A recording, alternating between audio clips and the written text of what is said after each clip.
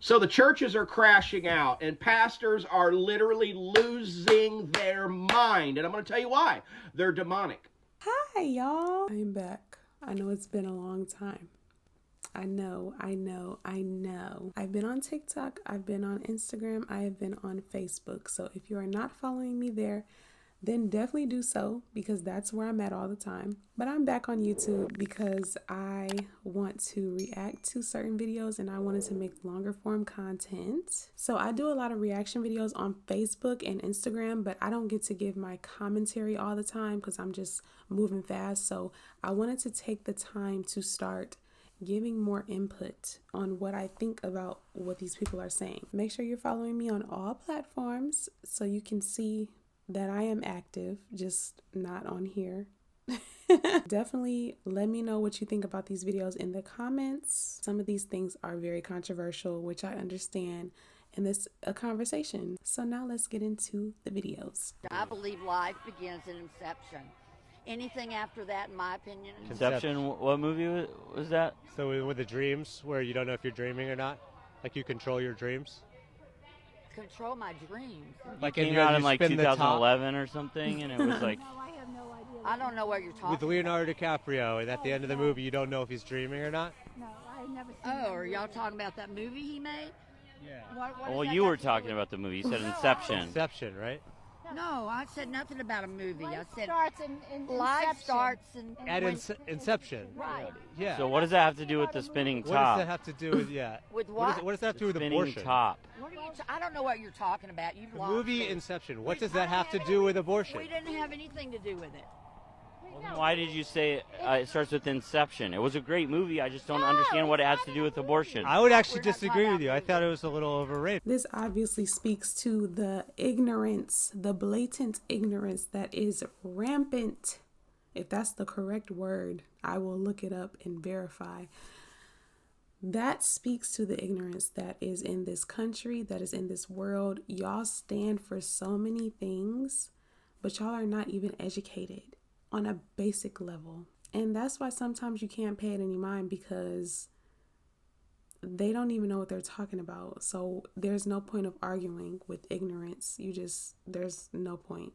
It's stupid. So the churches are crashing out and pastors are literally losing their mind. And I'm going to tell you why. They're demonic. They've been called out. They are narcissistic.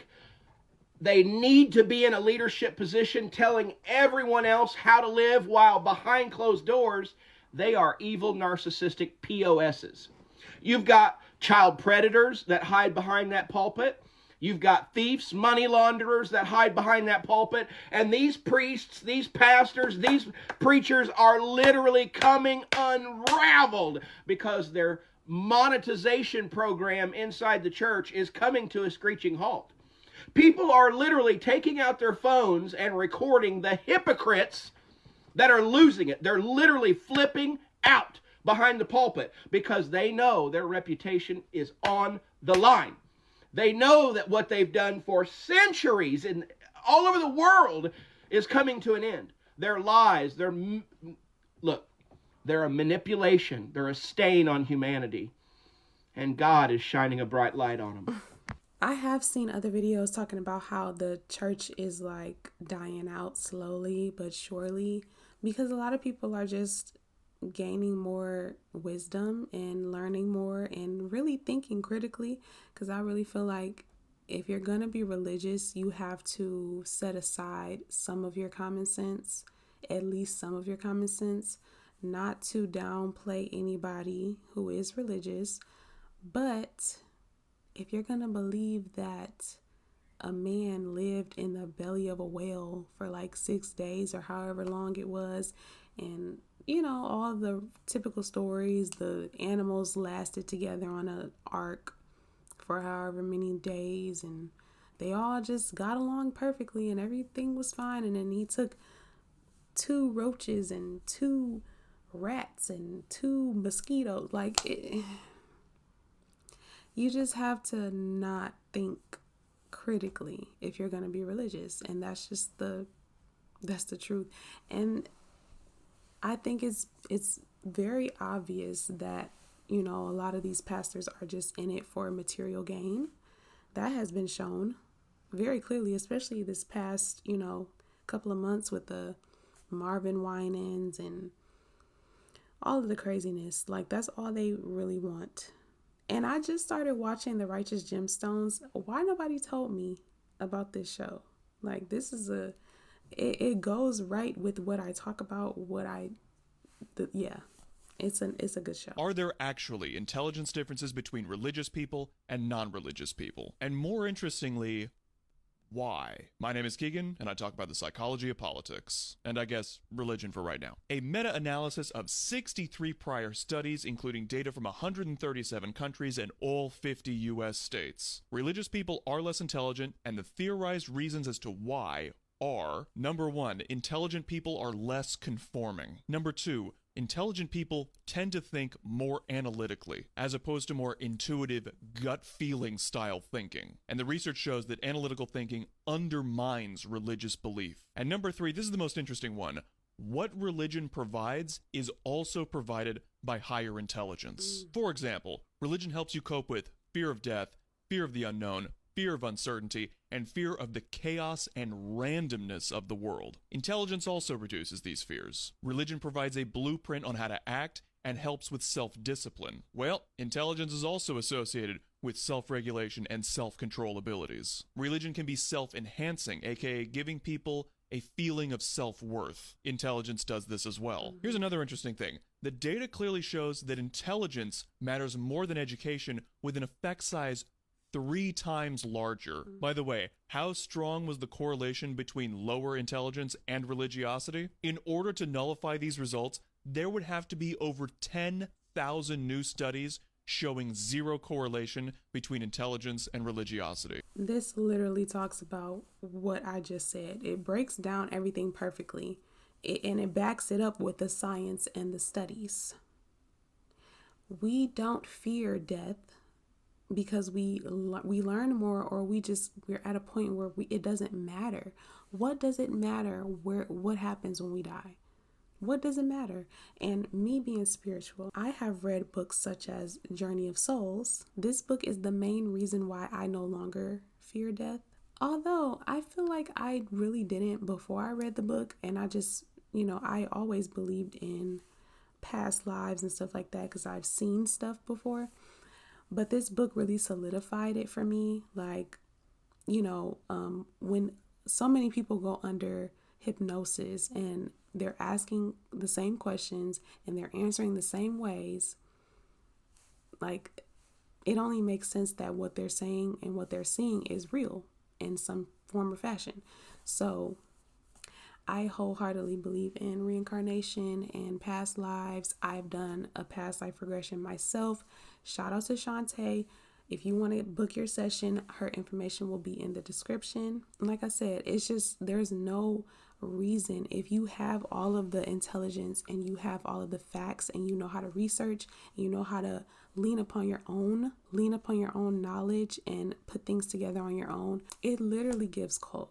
Like when intelligence is frowned upon and curiosity, asking questions is frowned upon in a group setting, that is cult-like. Because why you don't want me to think for myself? It's really, it does not sit right. Because they don't want you to think for yourself. Because why? So you can learn more and learn that you don't need them. They want you to be dependent on them.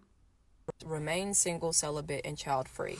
If you are a woman who has a child or you have multiple children, then remain single and celibate, because you can still experience a substantial measure of freedom, individuality, and autonomy by keeping a man out of your life romantically.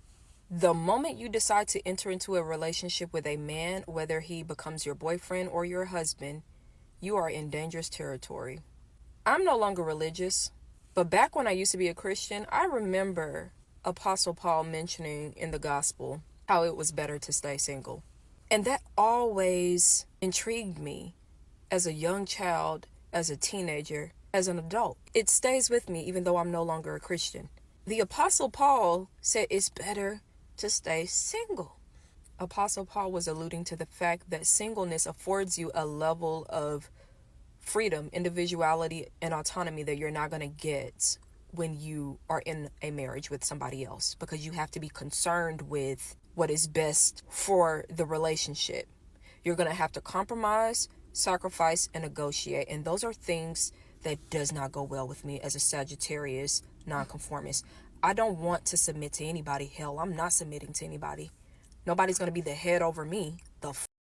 Absolutely not. So yes, one of the few core fundamental messages you are always going to receive from me on this page is to remain single, celibate, and child-free. If you want to remain free, autonomous, and have full access to your individuality, don't be with no man romantically. Don't marry one. Don't have one as a boyfriend, because they will harvest your energy. They will siphon your energy. They will strip away your life force. Anytime I was romantically involved with a man, I became a shell of myself energetically. I was always at war within myself because I'm constantly trying to show up in the way that he needs me. And I'm never doing that again. I don't want to be with no fucking man ever again. Because now I am totally 100% free to be me and to live life full throttle on my terms. And that is the beauty of singleness. And that is the selling point of singleness. Freedom, individuality, and autonomy. You're not going to get that when you are with a man. You are going to have to strip parts of yourself to make the relationship work. Although I will not go that extreme, I do very much agree with some of the points that she said. I do choose to be single because I kind of now have a fear of feeling boxed in and not having independence and freedom to just move however I want to move and do whatever I want to do and go wherever I want to go at whatever time. Yeah, I will never go that extreme to say that, you know, you should never be romantic with a man or whatever, because I'm a lover girl personally. I enjoy male company, but I do agree. I don't know if I want to be married. I don't know if I want to be in a relationship anytime soon, if ever. I don't know. So yeah, we shall see. That is all that we are going to do for this video. My camera is about to die and we will definitely be back. This is something that I plan to do as a series. If you have videos that you would like for me to react to, and my camera did die. If you want me to react to videos that you see on TikTok or any other social media platform, then you can send them to this email. Send the link to this email so I can react to them in a future video. Don't forget to like and subscribe. Thank y'all so much for watching, and I will see y'all in the next video.